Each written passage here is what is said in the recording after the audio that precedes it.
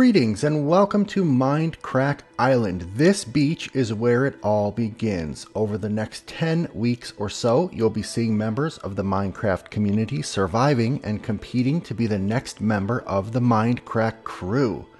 You'll be able to watch the official show on the Mindcrack Network channel and individual points of views on our channels. But before I show you my POV, I thought it would be important to give you some background on this epic project. Like, why am I part of this? Who exactly is R. Smalek? And what will my point of view upload schedule look like? I have so much to say about this amazing experience, so follow me now as I make my way around the island to a very special place, and we'll talk. So what exactly is surviving Mindcrack Island? Well, this was all the brainchild of Good Boulderfist. He is the leader of Mindcrack, and he loves the TV show Survivor. It's a very long-running show, and it involves a number of competitors trapped on a tropical island.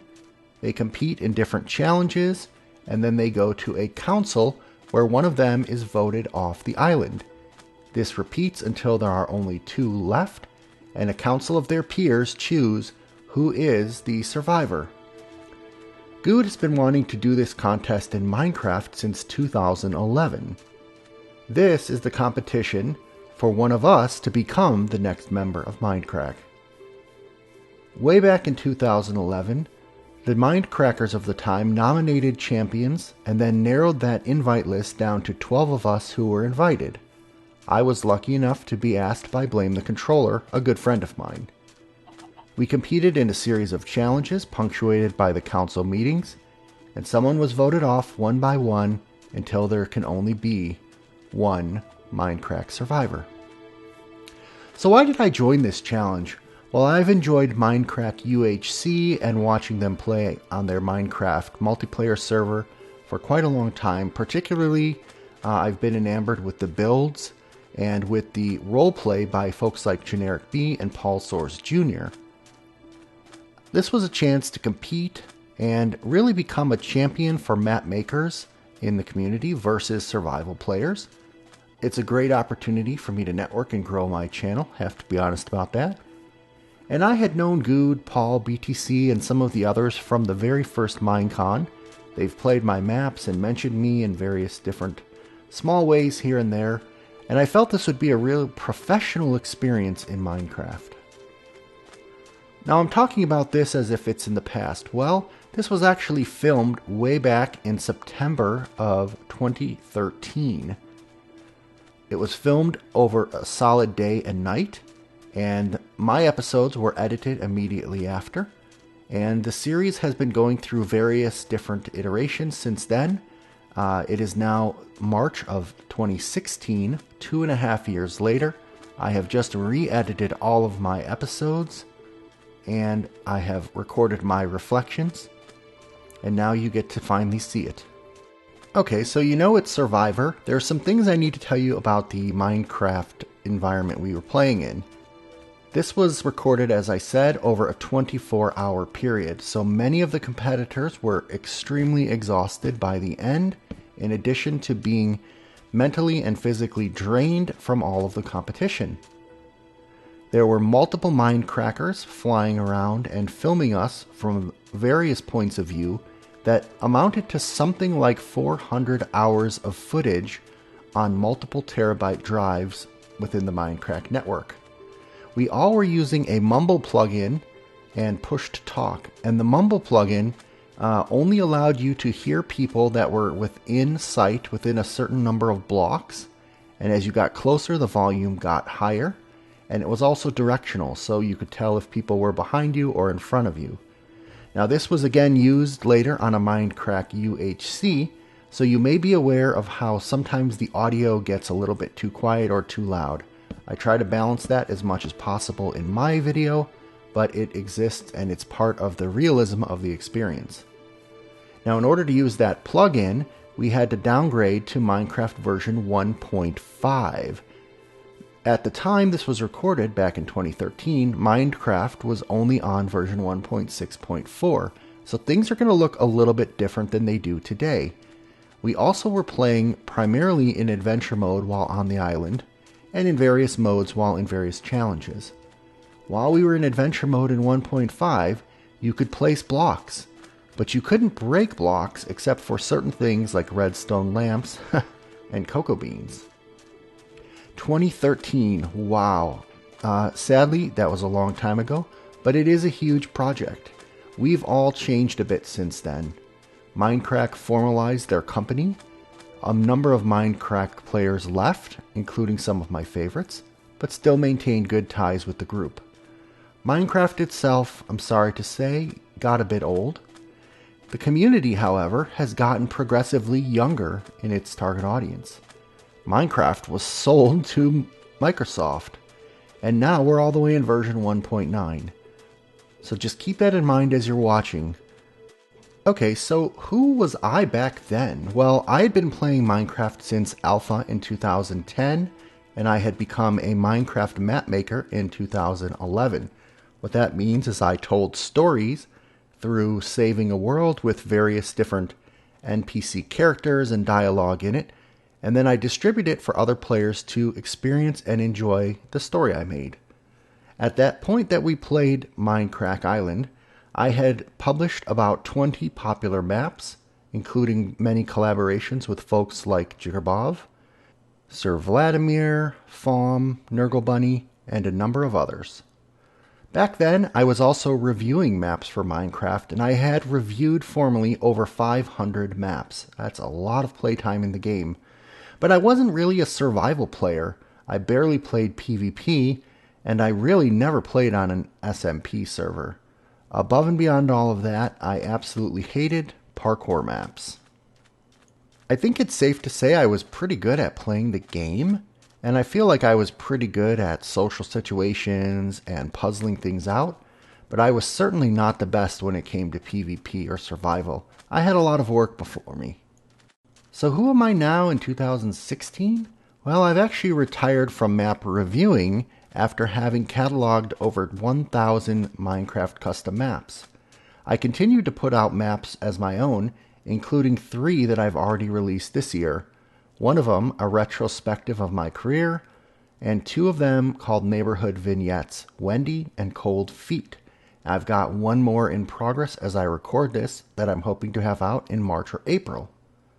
I've had a number of survival series since 2013, including 2 where I created custom adventure maps for Minecraft using no outside tools, no creative mode, or anything else.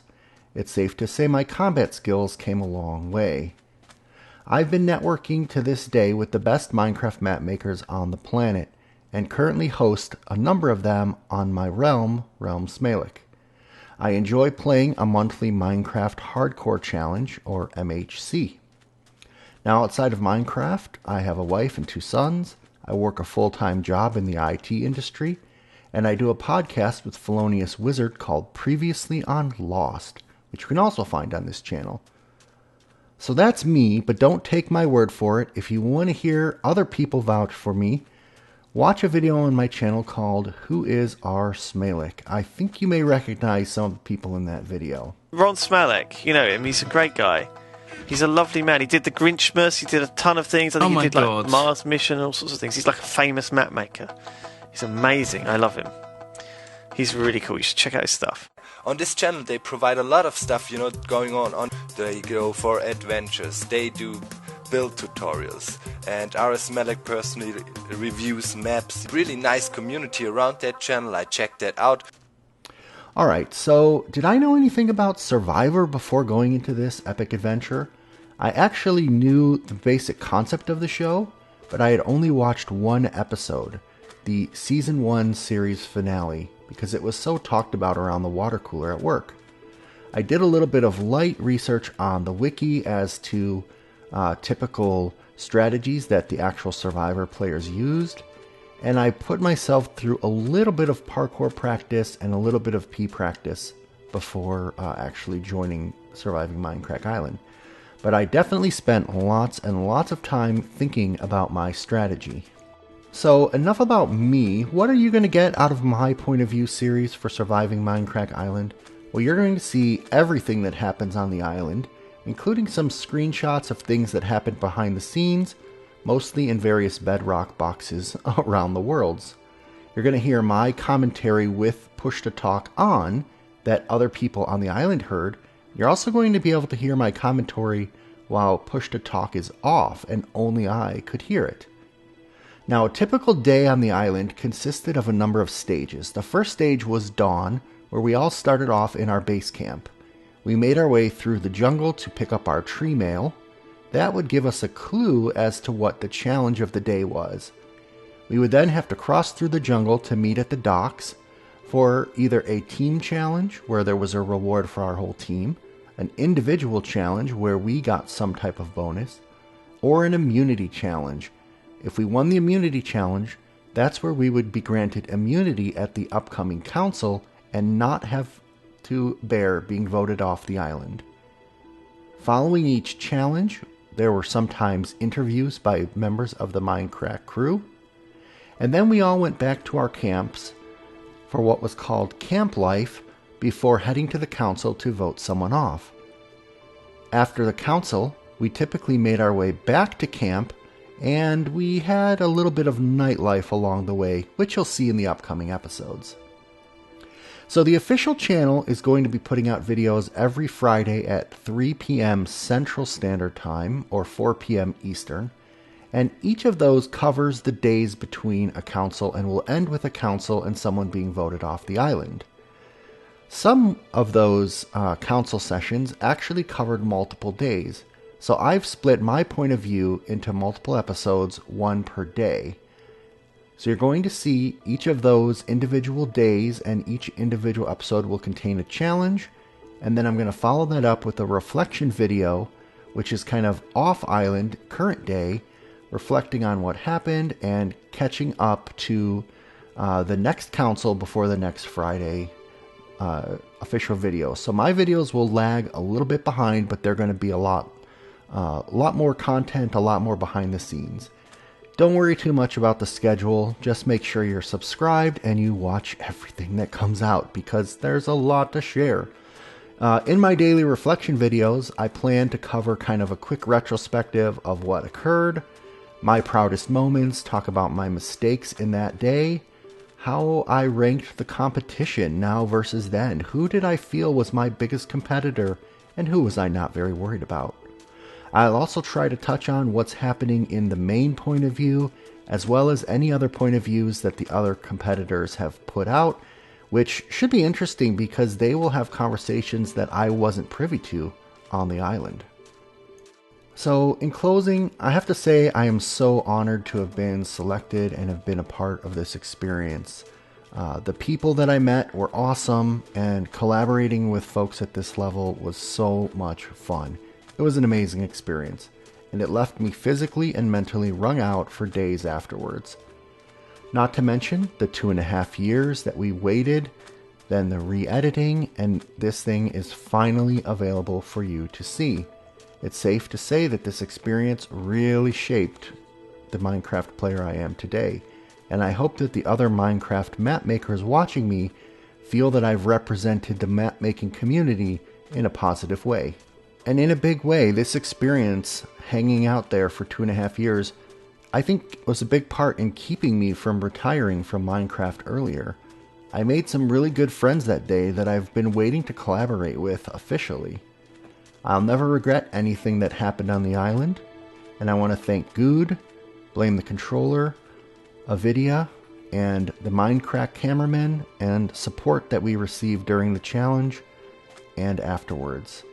I really, really want you guys, the viewers of my channel, to be part of this experience. I'm hoping that you will leave comments, join in the discussion, ask me questions for my reflection videos, and I want to hear your predictions of who you think is going to be voted off next and who my biggest challengers are at any point in the series. So, if I was voted off early, this is going to be a short series on my channel, but I will continue doing reflection videos covering other people's. If I made it all the way till the end, well, you'll just have to wait and see. But I really hope you enjoy the ride.